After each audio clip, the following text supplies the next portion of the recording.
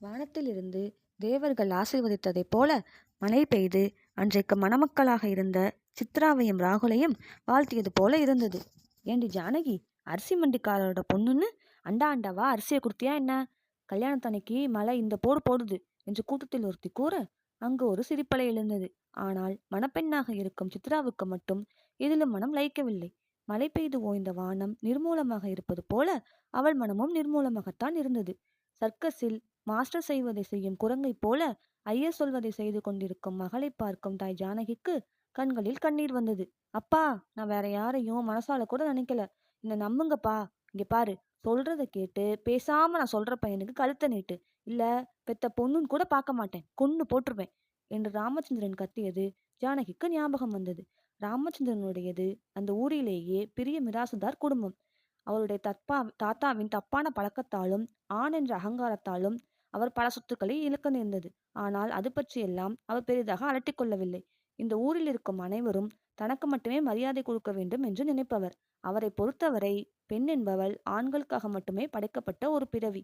ஆண் பேச்சிற்கு மறுபேச்சு பேசவோ ஏன் நினைக்கவோ கூடாது என்ற எண்ணம் கொண்டவர். அதே இனத்தில்தான் அவர் தன்னுடைய மனைவி மாரியம்மாளையும் நடத்தினார்.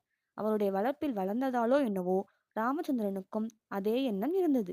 ஜானகியின் குடும்பமும் பெரிய ஜமீன் குடும்பம்தான். ஆனால் ஜானகியின் தந்தை பெண் எதிலும் சாதிக்க வேண்டும் என்ற எண்ணம் கொண்டவர்.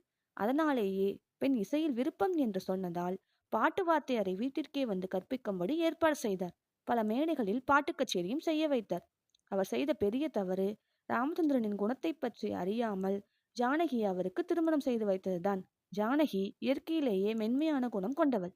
அப்பாவின் மென்மையான அன்பை மட்டுமே பார்த்தவருக்கு ராமச்சந்திரனின் கடுமை பெரும் அதிர்ச்சியை ஏற்படுத்தியது. கல்யாணமான முதல் இரவிலேயே அதை கண்டவள் மிகவும் பயந்து போனாள். தன்னுடைய விருப்பத்தையோ உணர்வுகளையோ மதிக்காமல் கணவன் செயல்பட்ட விதம் அவளை அச்சுறுத்தியது. ஆனால் படிப்படியாக அதை மாற்றிவிடலாம் என்று நினைத்தவருக்கு ஏமாற்றமே மிஞ்சியது. தனக்குத்தான் இப்படி ஒரு வாழ்க்கை அமைந்து விட்டது, தன் பெண்ணுக்காவது நல்ல மாப்பிள்ளை அமைய வேண்டும் என்று நினைத்தவருக்கு தற்போது அதுவும் நடக்காமல் போய்விட்டதோ என்று கவலையாக இருந்தது. அதே கவலையுடன் தனக்கு மருமகனாக வரப்போகும் ராகுலை பார்த்தார். அவனுடைய முகத்தில் தோன்றிய மென்மை ஏனோ அவருக்கு தன் தந்தையை ஞாபகப்படுத்தியது. அவன் முகத்தில் சிரிப்பு இல்லாவிட்டாலும் ஒரு கனிவு இருந்தது. அதை பார்த்தவருக்கு ஏனோ ஒரு விதமான நம்பிக்கை வந்தது. ஆனால் மணப்பெண்ணாக அமர்ந்திருக்கும் சித்ராவுக்கோ தன்னுடைய வாழ்க்கை இதோடு முடிந்து விட்டது என்ற எண்ணமே இருந்தது. கிட்டத்தட்ட இதே போன்றதொரு மனநிலையில்தான் இருந்தான் அந்த வீட்டின் கல்யாணத்தின் நாயகனான ராகுலும். இப்படியே மணமக்கள் இருவரும் தங்கள் வாழ்க்கை முடிந்துவிட்டது என்று எண்ணிக்கொண்டே புது வாழ்க்கையை துவங்கினார்கள். தொடரும்.